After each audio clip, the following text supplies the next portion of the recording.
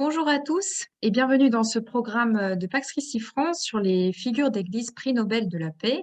Nous avons déjà vu deux figures de la paix depuis le début du mois de janvier 2022. Donc, la première figure était John Hume et son engagement en tant qu'homme politique pour la réconciliation entre les catholiques et les protestants d'Irlande du Nord. Et puis, nous avions vu pour la semaine de l'unité la vie du pasteur suédois Nathan Soderblom, qui était apôtre de l'œcuménisme. Aujourd'hui, nous allons nous plonger dans la vie du père Dominique Pire, né en 1910 et mort en 1969, prix Nobel de la paix en 1958 pour son engagement auprès des exilés, des déracinés et des réfugiés de la Seconde Guerre mondiale. En ces temps de défis migratoires pour l'Union européenne, Pax Christi s'est dit que ce serait édifiant et important de reparler de son engagement et de sa vocation auprès du prochain lointain. Et pour cela, nous avons demandé à Arnaud Dumouche, qui est théologien et professeur en religion depuis plus de 20 ans en Belgique, de nous faire une vidéo spécialement pour Pax Christi sur la vie de ce prêtre. Je vous souhaite donc un très bon visionnage. Je remercie tout particulièrement Monsieur Dumouche pour son engagement, son dévouement et son efficacité. Et n'hésitez pas à nous laisser vos commentaires et vos réactions sur notre site paxchristi.fr. À très bientôt. Alors je voudrais raconter sa vie.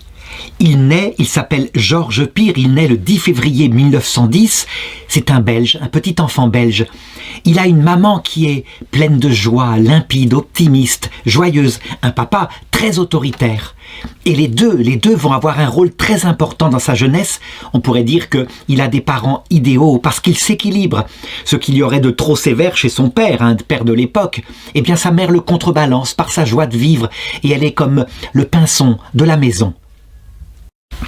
Ils auront d'ailleurs 4 enfants et leur foi catholique est profonde. Ils insufflent, je dirais, une foi qui n'a rien de janséniste, bien au contraire, qui est, je dirais, presque à l'avance alors qu'elle n'est presque pas connue, celle qu'on trouvera chez Sainte Thérèse de l'Enfant Jésus.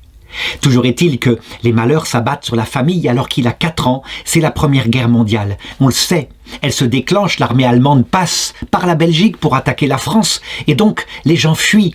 Et avec sa famille, ce petit garçon se retrouve en marche vers la France pour être réfugié.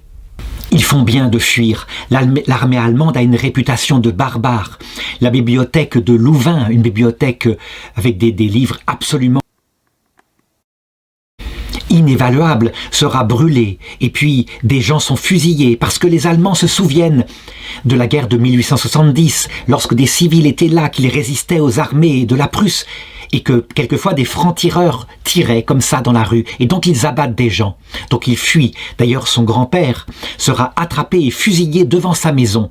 Lui sera mis au courant beaucoup plus tard. À ce moment-là, il est sur les routes de France. Et fort heureusement, grâce à cela, eh bien, ils ne seront pas dans la région interdite qui va durer 4 ans, les 4 ans de la guerre. Il a quelques souvenirs de cette époque-là qu'il raconte plus tard. Il dit « Je me rappelle, j'étais fatigué, j'avais mal à la gorge, je marchais, je dormais. Il y avait le tram, il y avait le train, 2 jours et 2 nuits en wagon à marchandises. On s'est arrêté à Rennes en Bretagne, car j'avais de la fièvre. On nous regardait. On nous plaignait, on nous aidait. J'étais un petit garçon réfugié, mais je ne le savais pas. Je ne le saurais, je ne le comprendrais que 35 ans plus tard en voyant mes frères dans les camps de réfugiés. Voilà mes parents à Rennes. Ce qu'ils avaient, 2 enfants et un convalescent et l'autre bébé, c'était tout ce qu'il leur restait. Ils n'avaient pas d'argent. Ce qu'ils n'avaient plus, c'était leurs valises abandonnées Dieu sait où. Et ce qu'ils reçurent immédiatement des Bretons, ce fut une aide chaleureuse, un foyer, un travail. Donc on voit cette expérience-là qu'il fera tout petit, donc forcément il ne peut pas s'en rendre compte, malgré tout, le marquera puisque plus tard, il sera celui qui viendra en aide aux réfugiés de la Seconde Guerre mondiale. Donc, de ses 4 ans à ses 8 ans, eh bien, il va vivre en Bretagne. Et son père trouve une place d'instituteur dans un petit village. Et là, il met son enfant dans sa classe. Il va veiller sur lui avec cette grande sévérité et lui donner des repères qu'il faut pour plus tard. Arrive la fin de la guerre, 1918, et donc il rentre en Belgique, en famille. La ville de Dinan, où il s'installe, est en ruine. Les dégâts de la Seconde Guerre mondiale sont partout. Son père le met à l'école, dans un collège extrêmement prisé, un collège catholique. Un collège d'ailleurs où la ferveur religieuse est tellement forte qu'il le racontera plus tard. Les vocations y foisonnaient. C'est d'ailleurs quelque chose qui est intéressant à regarder. Comment se fait-il que, à cette époque-là, nous sommes donc entre 1918 et 1921, les vocations se multiplient, tandis que, un siècle plus tard, au contraire, la même région est profondément déchristianisée. On le voit, la foi, elle va, elle vient selon que l'Esprit Saint le veut. Toujours est-il qu'il raconte à propos de cette période-là, lorsqu'il est dans l'école primaire. Les deux premiers reçus, l'un est devenu jésuite et l'autre maître en théologie et professeur au grand séminaire de Namur. Le troisième est dominicain. Je pourrais continuer l'énumération. Curé, capucin, père blanc, etc. Sur les 26 élèves de ma promotion, il y eut 14 vocations. Ainsi se terminèrent 17 ans d'existence et 12 années d'école. Je trottinais sur le chemin de la vie, plein de crainte et d'admiration, de crainte pour moi, d'admiration pour les autres. Cependant, ce qu'il ne dit pas, mais que moi je peux analyser, c'est que la guerre 14-18 a été vraiment un traumatisme pour l'Europe. Et je crois qu'il y a une rupture. Ça veut dire que avant la guerre 14, après un petit peu la guerre 14, mais vraiment, tout de même, là, on peut dire que quand les enfants font leur première communion, leur foi est intense. Leur approche de l'Eucharistie, portée par des religieux extrêmement fervents, se fait dans un cœur à cœur profond.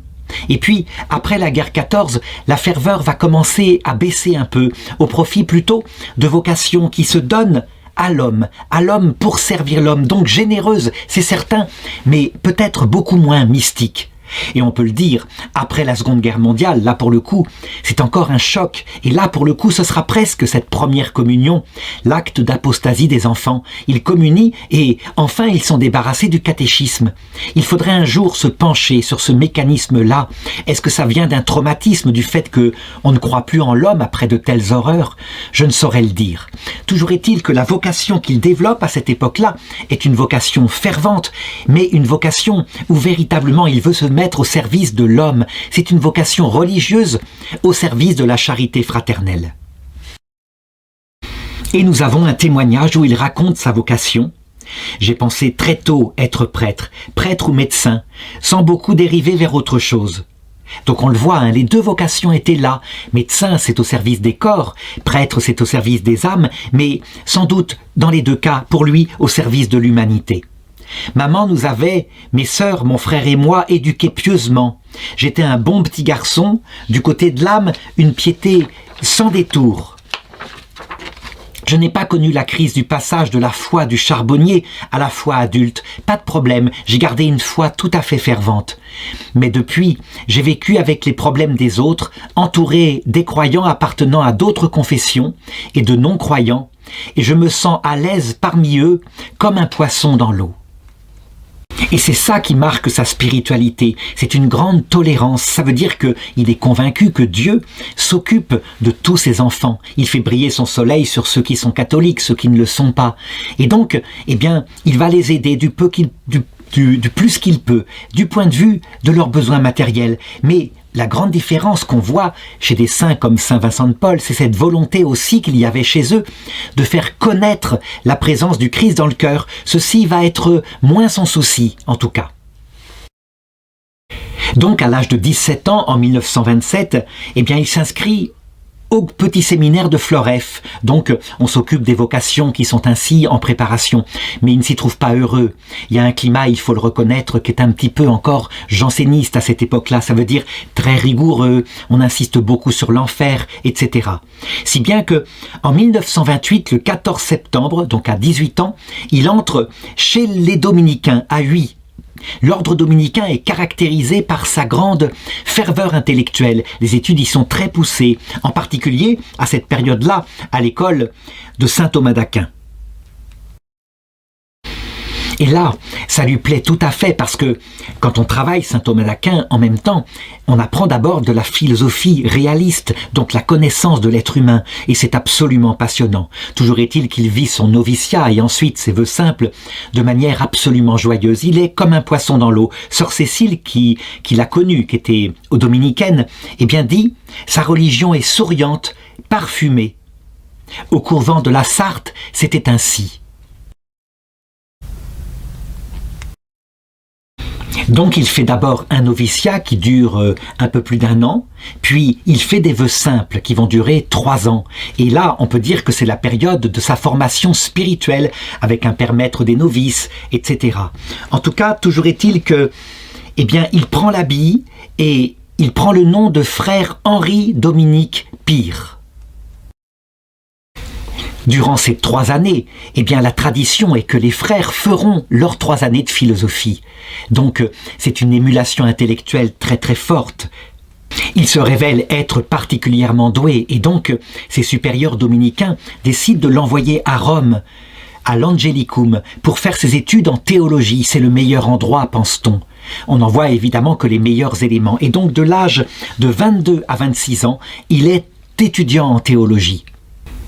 À l'âge de 24 ans, il est ordonné prêtre et parce qu'il est particulièrement bon, il passe à Rome un doctorat en théologie catholique, ce qui lui permet évidemment de revenir en Belgique ensuite, où il va compléter encore ses études, comme quoi il est véritablement passionné par toutes les matières intellectuelles. Il fait une licence en sciences politiques et sociales à Louvain. Évidemment, un jeune et brillant élément comme lui, eh bien l'ordre le récupère, le couvent de la Sarthe, pour le charger de la formation des novices. Et donc il est chargé de l'enseignement de la philosophie morale et de la sociologie. Eh bien à partir de 1937, c'est quelque chose qu'il faut aussi remarquer. On ne le charge pas d'enseigner la théologie catholique, mais bien quelque chose en rapport avec la connaissance de l'homme dans sa nature, la nature qui est commune à tous ceux qui sont croyants et incroyants. C'est assez significatif, je pense. Et malheureusement, arrive la Seconde Guerre mondiale. Une guerre qui recommence comme l'autre guerre. Les Allemands attaquent la France en passant par la Belgique de la même façon qu'ils avaient fait en 1914. Et là, de nouveau, les Belges, cette fois qui sont renseignés, qui savent ce que c'est, fuient vers la France sur les routes et se réfugient le plus bas possible vers le sud de la France. Lui, il va rester sur place, en Belgique. Il ne faut pas quitter le troupeau de ceux qui sont malheureux. Il est capable, lui qui n'a pas de famille maintenant, dit-il, eh bien, d'être au service du peuple de Dieu. Très vite, il se rend compte que les Allemands qui ont occupé la Belgique ne sont pas comme pendant la Première Guerre mondiale, ils sont beaucoup plus terribles. C'est quelque chose d'idéologique, c'est une guerre de civilisation qui est en train de se passer là, et pas seulement une guerre de pouvoir politique.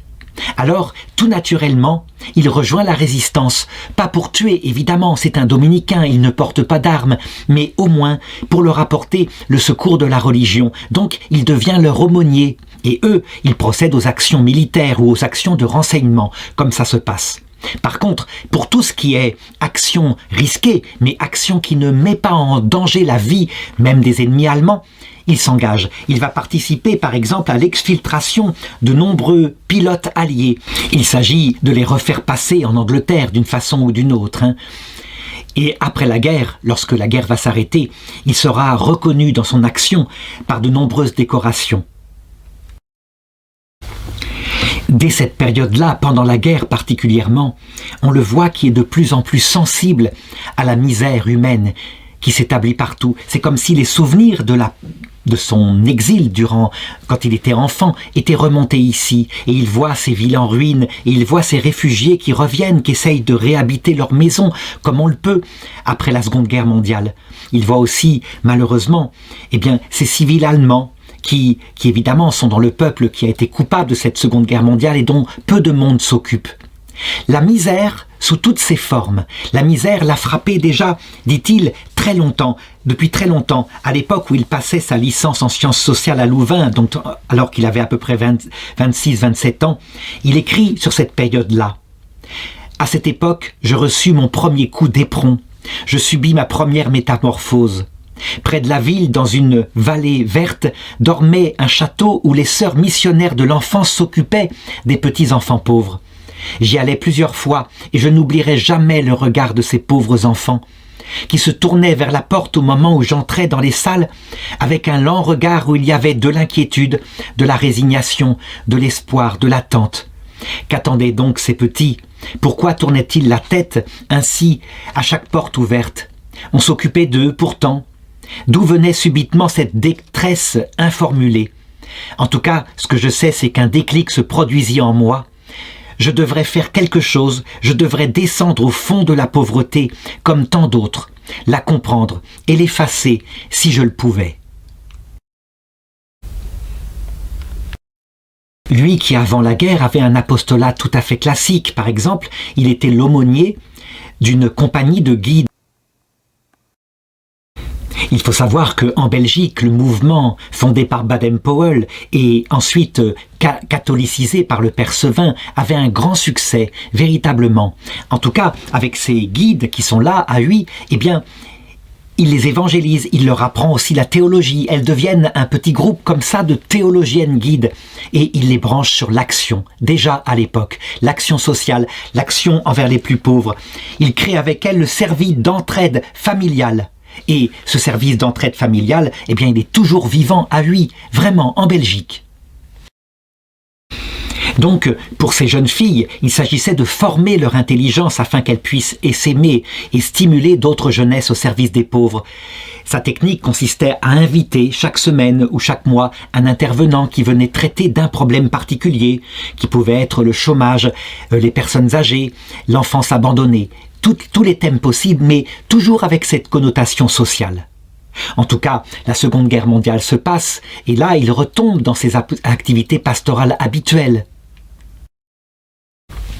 Ce qui va le retourner complètement, alors qu'il est toujours là à faire son travail de dominicain, de professeur, eh bien, c'est à l'occasion de l'invitation d'un intervenant.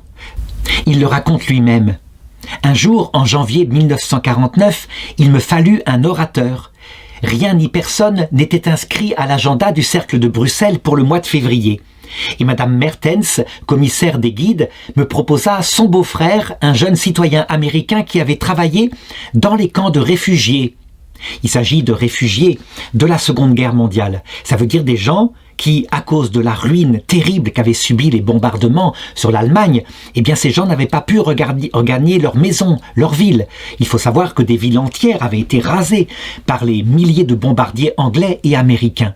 Et donc en 1949, il se met à parler, ce jeune homme-là qui s'appelait Ed Skadrille, il se met à parler de ce qu'il avait vécu dans ces camps de réfugiés. Et là, il est stupéfait d'apprendre que lui qui croyait que les gens étaient rentrés chez eux, tout de même, après 4 ans, mais pas du tout. Il pensait que le plan Marshall américain, eh bien, avait réglé les choses. Il y avait des milliers de personnes, des centaines de milliers de personnes vivant sous des tentes, dans des camps de réfugiés, dans une misère totale, avec les hivers qui se suivaient, qui étaient très froids à cette époque-là. Et donc le père Pire raconte comment l'ami Skadrille arriva. C'était un jeune Américain très gentil et plein de loyauté, de sincérité et de cœur. Et il se mit à nous raconter les réfugiés des camps. Il parlait avec précision, comme un ancien chef de camp de Kürstein dans le Tyrol autrichien. Il y avait 4000 personnes. Il avait démissionné par désespérance, par sentiment d'impuissance. Il avait la conviction que l'International Refugee Organization ne voyait avant tout dans les réfugiés qu'un problème de sélection à résoudre, qu'une vaste commande d'immigrants sains, vertueux et efficients à livrer aux pays qui subventionnaient l'opération. Et il disait: on s'occupe trop de business et pas assez de l'homme. On s'occupe trop de frais généraux et pas d'inquiétude pour le cœur des gens, le noyau dur pour ces âmes qui sont tordues, ces corps qui n'émigreront pas. Une bonne boutique d'émigration pour costauds, pour ouvriers qualifiés. Il ne s'occupait pas du résidu, les pauvres gens qui, eux, ne sauraient pas travailler, ne sauraient pas s'en remettre. C'était un raisonnement, cette œuvre-là, de chef de rayon, mais pas une attitude humaine. D'ailleurs, est-ce la faute du IRO ou de l'égoïsme pratique des nations qui le commandent? Eh bien, il ne savait pas l'expliquer. Toujours est-il que son cœur déchiré par ce qu'il voyait n'avait pas pu continuer un tel apostolat. Après cette conférence, les guides et puis lui sont bouleversés. Et ils décident d'agir comme ils le peuvent. Donc, que peuvent des jeunes si ce n'est écrire des lettres à ces réfugiés, en allemand par exemple, pour leur dire à quel point ils ne les oublient pas, à quel point ils pensent à eux, leur envoyer peut-être quelque chose qu'ils récoltent à la maison. Le père Dominique Pire ne va pas s'arrêter là. Il va décider d'aller se rendre compte de visu. Et il se rend en Allemagne, en Autriche. Et là, il va visiter quelque chose comme 24 camps, 2 sanatoriums, donc pour les personnes qui étaient atteintes de tuberculose, une maison pour enfants, un home pour personnes âgées. Il revient en Belgique et il est complètement transformé. Alors il se met à utiliser ce qu'il sait faire, lui qui est dominicain, donc un ordre prêcheur. Il passe de lieu en lieu, d'église en salle de conférence, et il se met à prêcher et à raconter ce qu'il a vu, que l'horreur qu'il a vue, c'est quelque chose d'immérité, que ces pauvres gens, évidemment, ne sont pas responsables de ce qu'a fait Hitler, le monstre Hitler, d'ailleurs mort depuis tellement longtemps. Parce qu'au départ, il n'a pas beaucoup d'argent, c'est un pauvre dominicain, c'est un ordre mendiant. Eh bien, il stimule plutôt la jeunesse pour au moins apporter ce qu'on peut apporter, ce qui est gratuit, c'est-à-dire du réconfort spirituel et moral, de l'amitié. Et donc, ça prend la forme d'un échange de correspondance qui vise à rendre confiance et courage à ces gens dans les camps de réfugiés. Et par exemple, voilà un extrait d'une lettre envoyée par un de ces réfugiés. « D'où avez-vous appris mon existence ? Je suis heureux, je suis charmé d'avoir reçu pour la première fois, en ces longues années d'exil, une lettre si gentille, si pleine de sympathie et de souhaits amicaux. Moi qui me suis senti si délaissé, si inutile, j'avais vraiment besoin de votre sympathie. Votre lettre m'a donné de nouvelles forces et du courage. Maintenant, il me sera plus facile d'endurer ma solitude et toutes les misères de ma condition. » Et on peut dire que ceci va se répandre. Par exemple, 10 ans après, en 1959, les parrainages sont au nombre de 15 000. Et puis surtout, il n'en est pas resté à ce soutien spirituel. Il veut véritablement maintenant entrer dans le dur, c'est-à-dire dans l'efficacité. Résultat, entre 1950 et 1954, le père Dominique Pire crée 4 maisons pour personnes âgées. Et en 1956, jusqu'à 1962, il fonde 7 villages européens. Le but, c'est évidemment d'accueillir des familles, de pouvoir les loger, qu'elles puissent vivre normalement leur vie de famille avec les enfants.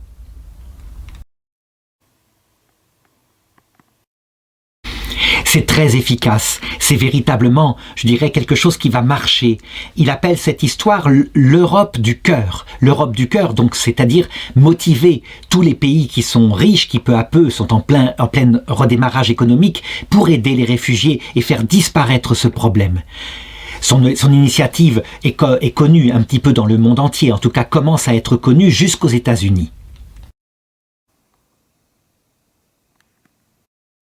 Donc aujourd'hui, en 2021, eh bien l'association qu'il a fondée, qui s'appelle l'aide aux personnes déplacées, est toujours active dans l'accueil des réfugiés en Belgique et dans les actions de parrainage.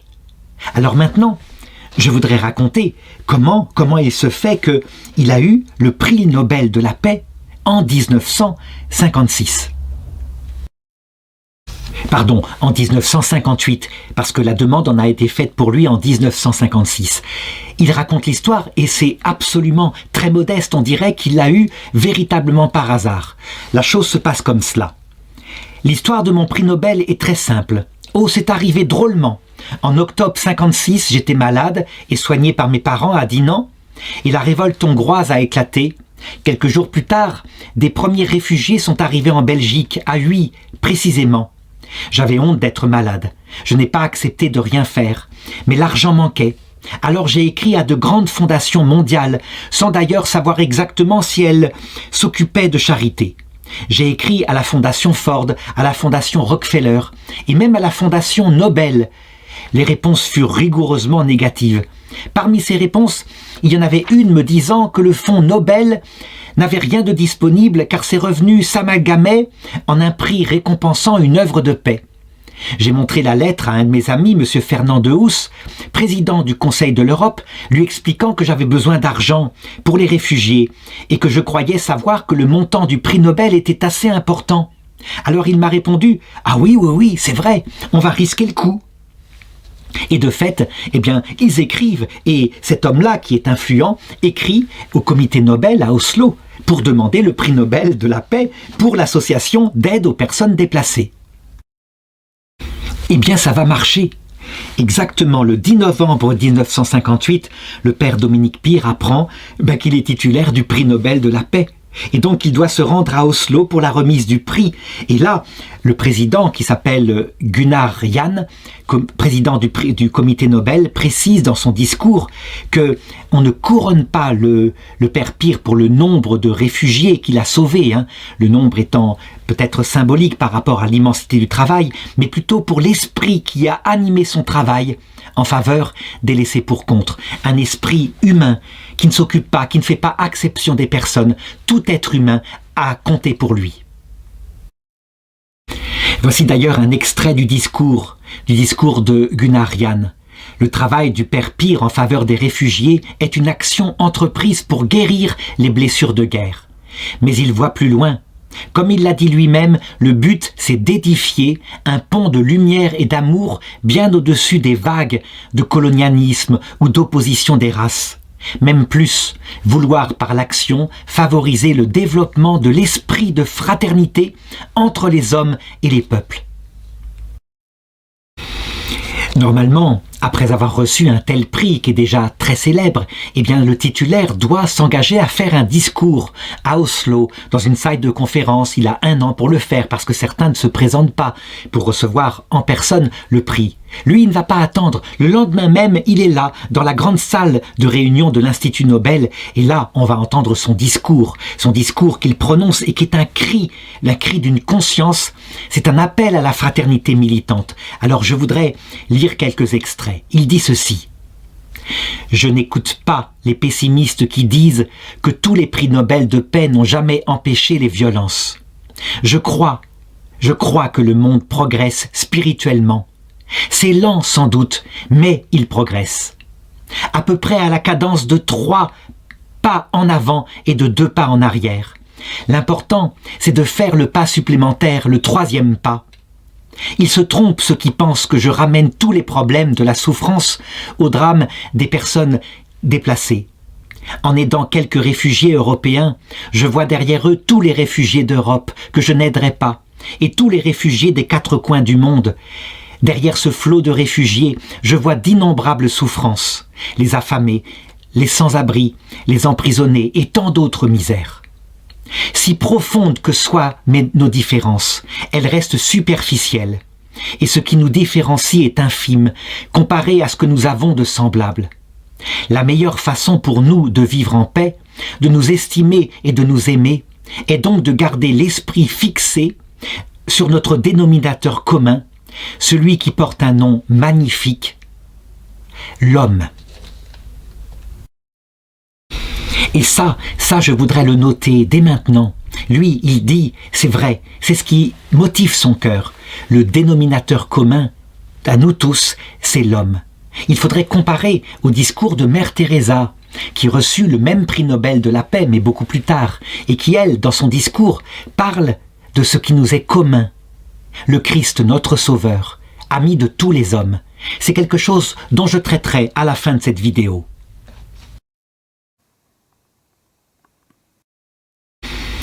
Il va terminer son discours, en tout cas, donc à la salle de l'Institut Nobel, de manière très émue, en affirmant que, évidemment, ce prix Nobel n'est pas la récompense d'une fin de vie, bien au contraire, que c'est le commencement d'une carrière, que, avec lui, il va marcher et se servir de la notoriété qui lui est donnée pour continuer son œuvre et la répandre dans le monde entier.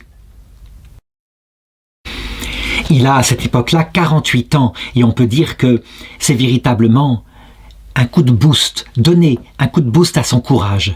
Il va d'ailleurs se lancer tout de suite dans d'autres œuvres. Je dirais que rien ne peut plus l'arrêter. Il met son efficacité au service du bien et de l'homme. Il écrit par exemple « Du monde entier m'arrivent des offres et des appels. Il ne m'est pas possible de rester sourd à aucune peine, si lointaine soit-elle.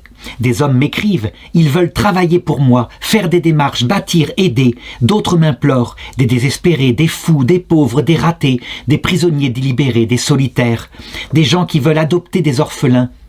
On me signale des misères collectives, je voudrais y répondre sans me laisser écraser par les blocs, cet éclatement du monde. » Il parle ici du bloc Est et du bloc Ouest, on est en pleine guerre froide. Vais-je tenter d'aider les réfugiés au Pakistan? Vais-je frapper au rideau de fer pour que la Pologne m'ouvre? Ce que je peux affirmer, c'est que le prix Nobel de la paix ignore les barrières, comme la paix elle-même. Partout, les hommes de bonne volonté doivent se rapprocher pour accomplir ensemble chaque chose. Je l'ai vu en Belgique. Des ouvriers socialistes, des francs-maçons m'ont donné de l'argent. À moi, prêtre catholique, pour les villages européens. En France, des paroisses protestantes ont eu le même geste. Chacun est venu, non pour son clan, sa nationalité, sa religion, mais pour les autres. Je lutte contre les barrières, contre les préjugés, contre les stéréotypes sociaux. On peut le dire, si on devait caractériser la spiritualité du père Dominique Pire, eh bien, c'est l'humanisme. Tout simplement, l'humanisme. Tous les hommes l'intéressent et il veut aider toutes les misères. Mais évidemment, lui se penche avant tout, bien sûr, sur les misères sociales, les misères matérielles. C'est l'époque. Alors, évidemment, devant toutes ces lettres qu'il reçoivent, et en particulier ces jeunes qui aimeraient se dévouer généreusement, bénévolement à son service, par exemple, et venir aider à construire un centre particulier, faire n'importe quoi, en tout cas se mettre au service de sa notoriété. Il essaye de répondre, et finalement, il leur propose de venir, que l'idéal serait de venir et d'essayer d'organiser une sorte d'université de la paix, où on se formerait à la connaissance de l'homme, et puis ensuite on pourrait mettre son action au service des autres. Et c'est ce qui va se faire. Donc le premier rendez-vous est prêt pour l'été 1960, il a atteint 50 ans, et c'est ainsi que va naître l'Université de la paix. Son but, évidemment, c'est de faire que on puisse, grâce à ces jeunes, éviter cette fois définitivement les guerres qui se produisent dans le monde. La guerre menace partout. À cette époque-là, elle n'a pas lieu entre les deux blocs, chacun étant surarmé, mais plutôt par nations interposées. C'est l'époque où, évidemment, va commencer les guerres de décolonisation, puis ensuite la guerre du Vietnam. Toujours est-il que l'Université de la paix accueille dès 1960 des étudiants de toutes les nationalités, de tous les horizons philosophiques et confessionnels. Voilà ce qu'il raconte. Nous partons dans cette maison du fait de la diversité, du pluralisme, du cloisonnement existant entre les hommes. Il serait trop facile de bâtir la paix s'ils étaient déjà semblables, écrit Saint-Exupéry. Et d'ailleurs, étant donné les limites même de la nature humaine, la diversité est une forme de richesse. Nous n'avons donc pas à chercher la paix par le nivellement, mais nous la trouverons en établissant l'harmonie dans la diversité. On voit par là combien limitée et donc fausse est l'assimilation de la paix à une simple absence de guerre. La paix est une chose positive, c'est la création d'un climat de compréhension et de respect mutuel. Le but de cette université de paix est précisément de contribuer à la création de ce climat. Donc, si je pouvais caractériser la spiritualité qui règne dans cette université de la paix, je trouverais un mot qui a eu une grande, notoriété par la suite. Après le mot humanisme, voici le mot tolérance. On peut dire vraiment, en considérant les choses un petit peu sociologiquement, que l'on voit surgir, 15 ans après la Seconde Guerre mondiale, une autre aspiration, l'autre génération qui va se lever avec les révolutions mentales de mai 68 autour de l'humanisme et de la tolérance, de l'accueil de tous les peuples pour créer un monde unifié. On peut dire que le Père Pire, il est déjà dans cette spiritualité-là, à cette époque-là. Comment expliquer ça? Sans doute justement, ce sont les résultats des traumatismes des deux guerres mondiales. Ce qu'a fait Adolf Hitler, en instaurant la race au-dessus de tout, en massacrant des peuples entiers au nom de la race supérieure, est un traumatisme tel que, évidemment, par réaction, bouleversées, les nations européennes ne veulent plus jamais de la guerre, mais en plus, voudraient un monde unifié où il n'y ait pas de limite entre les peuples. On peut presque dire qu'il y a ici, dans l'action du Père Pire, l'hymne qui sera ensuite composé par John Lennon, la chanson Imagine. Imagine qu'il n'y ait plus de frontières entre les hommes. Par contre, évidemment, ce qu'on ressent aussi dans la chanson Imagine, c'est autre chose. C'est que elle continue et le texte dit « Imagine qu'il n'y ait pas de paradis au-dessus de cette terre, qu'il n'y ait pas d'enfer au-dessous de cette terre. Comme ce serait un monde merveilleux, mes frères. » Ça veut dire que entre l'humanisme profond et chrétien du Père Pire et l'humanisme sans Dieu qui sortira à partir de mai 68, il y a un gouffre, mais tout de même une passerelle. Pendant ce temps, les événements politiques continuent.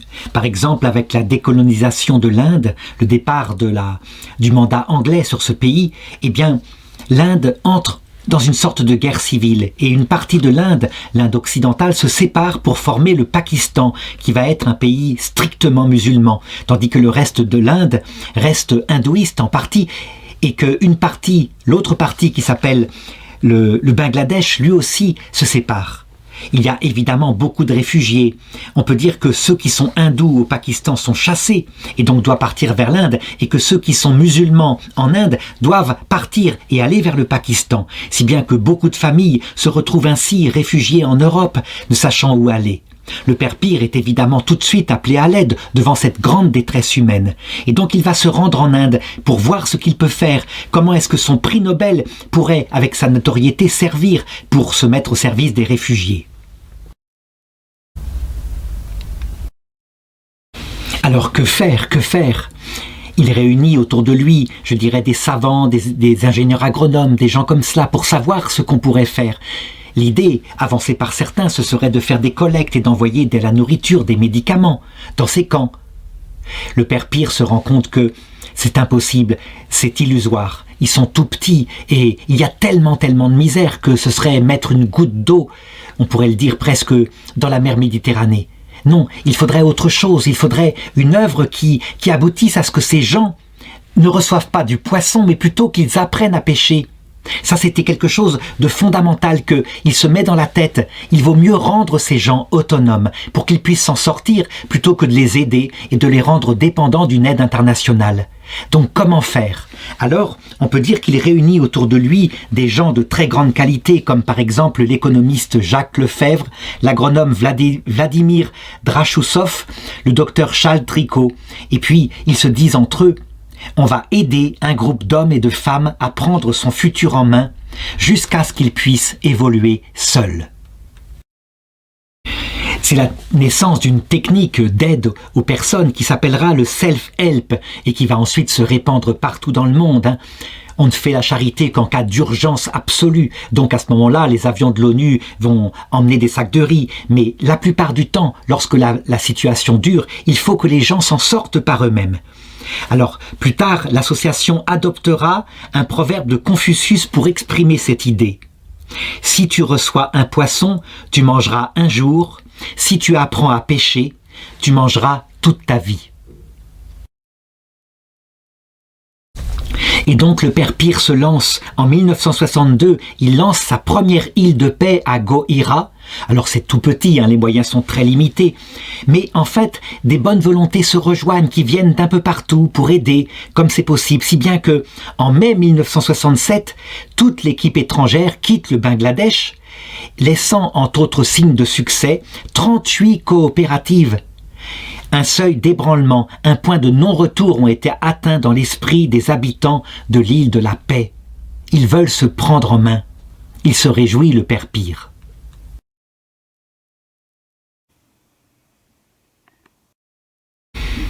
Il va écrire à cette époque-là un livre pour manifester son action, un livre qui va servir dans bien d'autres œuvres de coopération internationale. Il dit ceci: « La paix est plus que le silence des canons. Elle représente un état d'harmonie sans comparaison avec la coexistence pacifique. Empêtrée dans les calculs, les rancunes, les affrontements idéologiques, les préjugés raciaux et nationaux qui demeurent comme autant de bombes amorcées dans plusieurs parties du monde. En fait, ce n'est pas tant le désarmement des mains qui compte que le désarmement des cœurs. L'avènement d'une paix véritable ne dépend pas seulement de la sagesse des grands, mais de la modification des esprits, des rapports humains, du dialogue que chacun de nous acceptera d'entreprendre avec l'autre. » Ce livre va être comme son testament, on peut le dire, puisque en 1969, à l'âge de simplement 59 ans, eh bien, il est opéré, et l'opération se passe mal, il y a des complications après, et donc il meurt.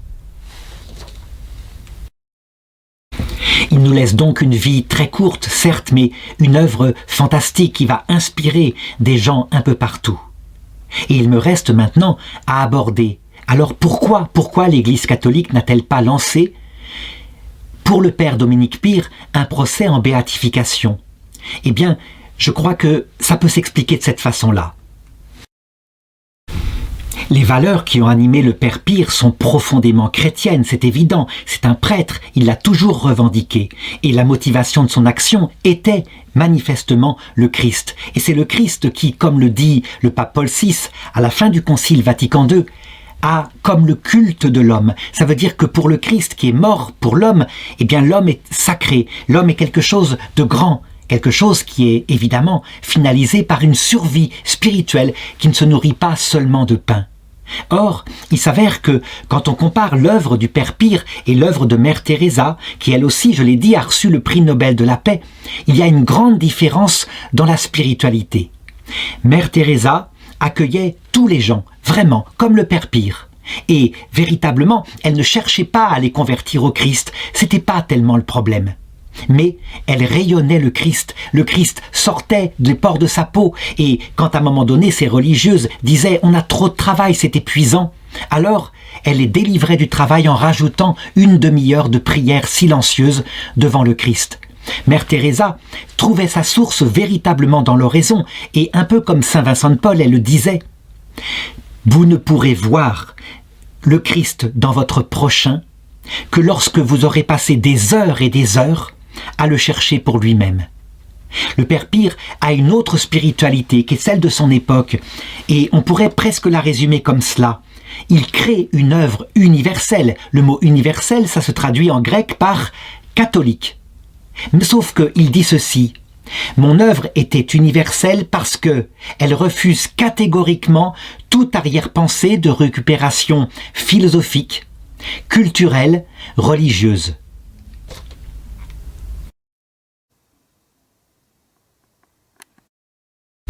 Ce qui veut dire que, profondément, le Père Pire, à un moment donné, ne parle plus du Christ. Comme si le Christ, en parlant peut-être trop, ou peut-être comme Mère Teresa, eh bien, allait gêner parce que les autres ne l'aiment pas et que ce serait peut-être pas tolérant. On peut donc dire que la valeur qui a pris petit à petit son intelligence pour faire du bien aux hommes, évidemment, c'était une valeur presque humaniste et à un moment donné presque sans Dieu. Il y a là en fait tout un mouvement qui a été pris par une partie de l'Église en Occident, la partie, je dirais, sociale de l'Église, et on l'a vu aussi se développer, par exemple dans les écoles catholiques, en Belgique justement, où, eh bien, parler du Christ, par exemple, dans le cours de religion catholique était organisé pour tous les élèves, était presque considéré à partir des années, je dirais, 2000, comme de l'intolérance. Être catholique consistait à accueillir tout le monde, mais presque en s'excusant d'avoir des racines chrétiennes qui étaient son lien avec le Christ. Il s'est passé quelque chose qui est sans doute un traumatisme venant justement, je l'ai dit déjà, des 2 guerres mondiales.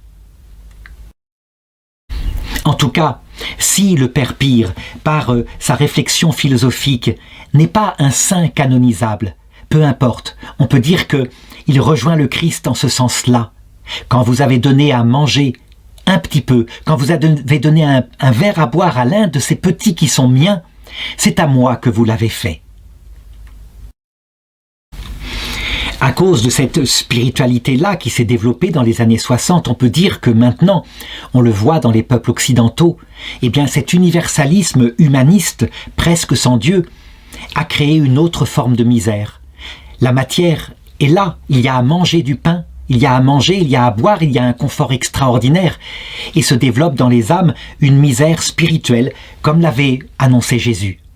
L'homme ne vit pas seulement de pain, mais de toute parole qui sort de la bouche de Dieu. Et c'est vrai, notre âme est faite pour savoir ce qu'on fait sur terre. C'est une autre forme de misère qu'il ne faut évidemment pas négliger, tout en faisant. Et si nous pouvions faire simplement 1% de ce qu'a fait comme œuvre grandiose le Père Dominique Pire, alors nous irions comme lui, sans doute, tout droit au ciel.